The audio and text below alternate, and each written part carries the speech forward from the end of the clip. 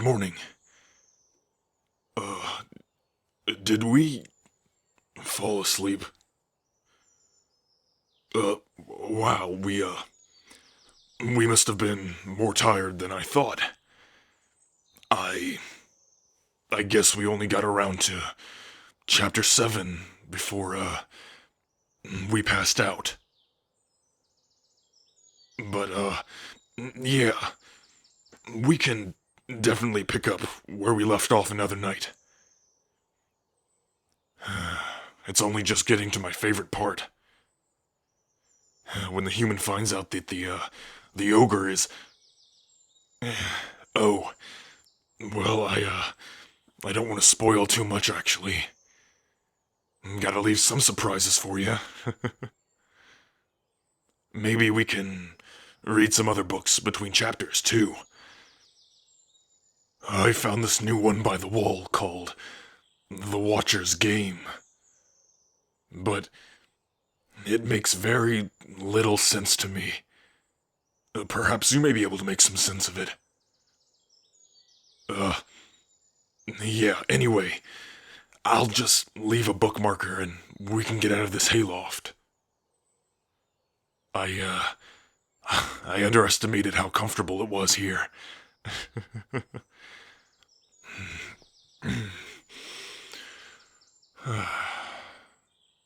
If you would like to rest here longer, I can go back to the cabin and bring us back some breakfast. Well, yes. I want you to feel perfectly comfortable here. Or, well, as comfortable as one can be, living with a demon. Here, take my side of the blanket. Make yourself as comfortable as you need. I'll be right back with some better food than just soup. Rest well, my... I mean, human. I was just, quoting a line from the book. But we haven't gotten that far yet, so, yeah. I'll be right back. Rest well.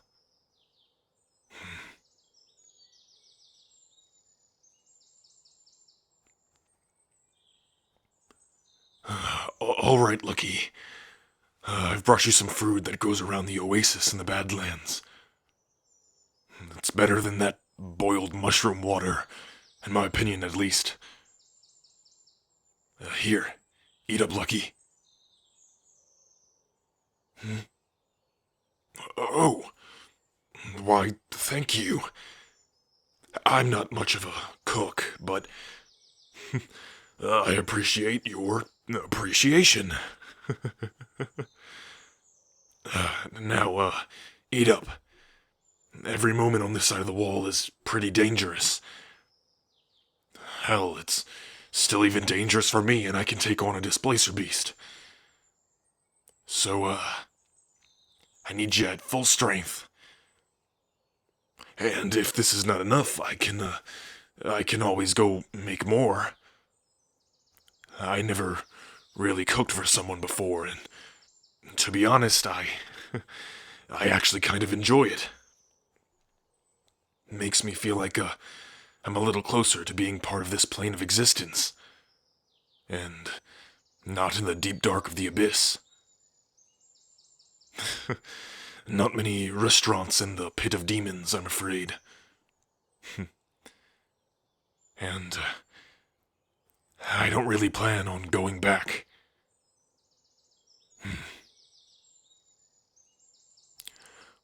What about you, Lucky? If you had the chance to get back to your life on the other side of the city wall, would you stay there? Or start your life somewhere else? I know that in the Wall City, there's some person that framed you and your life would probably be a lot different than before. But what about it? Would you start over anew somewhere? Or try to reclaim your old title?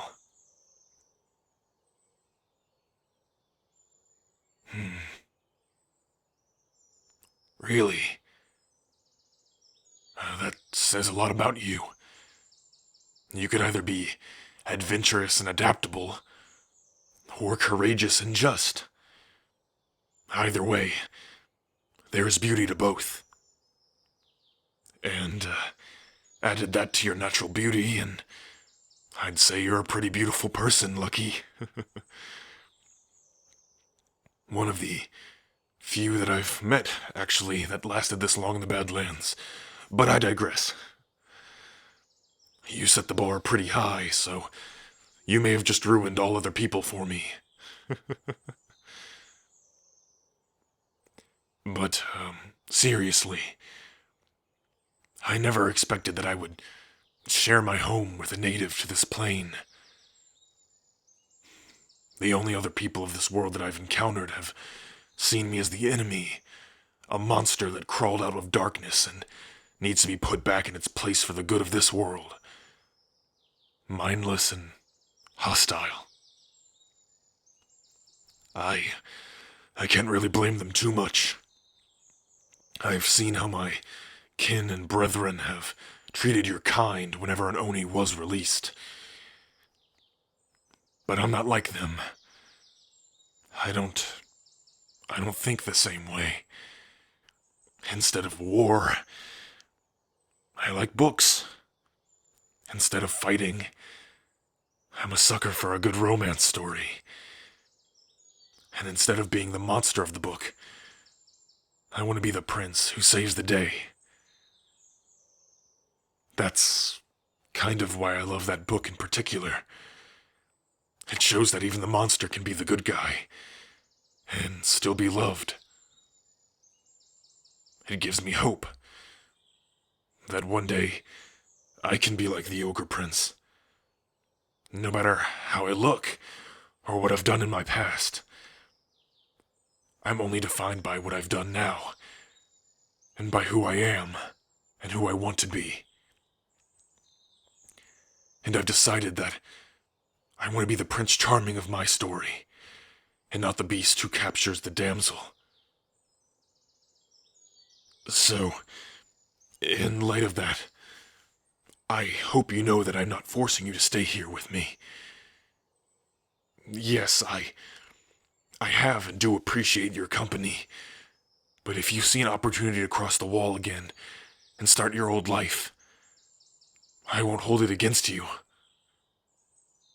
Hell, I may just cross myself and see what this world has in store for me. But, yes, I'm not gonna be the dragon that keeps you secluded in a tower, or the beast that locks you away in a dungeon. I want to be the guy who gives you the chance to start your life of your dreams. The safest place in the Badlands is here with me. But you're not tied here. Do as you see fit. Your freedom is important to me. So, please. Huh? Oh, well, yes, we haven't finished our book yet, but... Our book? You really want to stay here for now? With me? I would love that. Yes, Lucky. Instead of waiting to see how the book ends, let's write our own tale, with our own lives. Thank you for seeing the good in me. Let's see where this story takes us. Together. And who knows, maybe if we get out of this place, someone will write a story of us?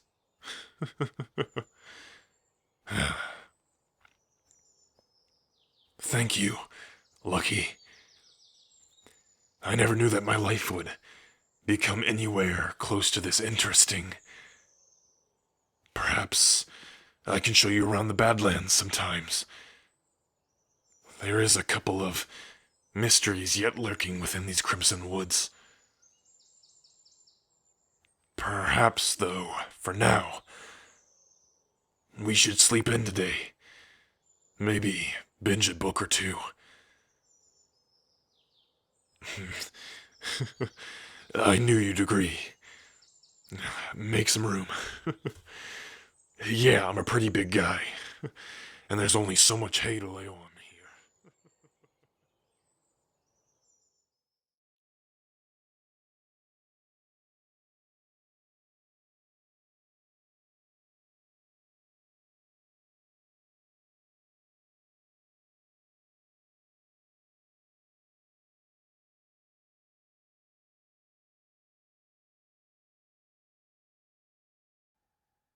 You know, I've seen him visit her sometimes. Even though he chained her ass to the moon, he still goes there for some reason. To gloat, to show off, to put down on her. Or, hell, maybe it's for casual conversation. I don't know. It's interesting. I guess because none of his brothers want to talk to him because he's such a stick in the mud that he has to talk to the only person that can't literally run away because they're chained to the fucking moon. I wonder what those conversations are like. Rex and Bella are just the weirdest. Okay, I'm gonna go now. Goodbye.